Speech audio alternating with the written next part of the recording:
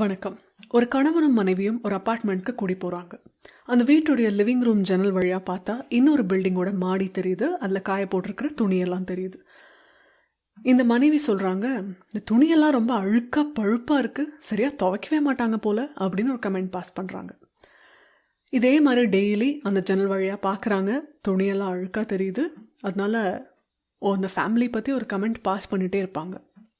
திடீர்னு ஒரு நாள் ஜன்னல் வழியாக பார்த்தா துணியெல்லாம் பளிச்சுன்னு தெரியுது. என்ன இது, திருந்திட்டாங்க போல அப்படின்னு அப்பவும் ஒரு கமெண்ட் பாஸ் பண்ணுறாங்க. இப்போ கணவர் சொன்னாராம், நேற்று நீ கடைக்கு போயிருந்தல்ல, அந்த 1 மணி நேரத்தில் நம்ம பில்டிங்கில் க்ளீனிங் நடந்தது. நம்ம ஜன்னலை தொடச்சனால தான் இப்போது அந்த வீட்டு துணியெல்லாம் எப்படி இருக்குன்றது உண்மையாக நமக்கு தெரியுது.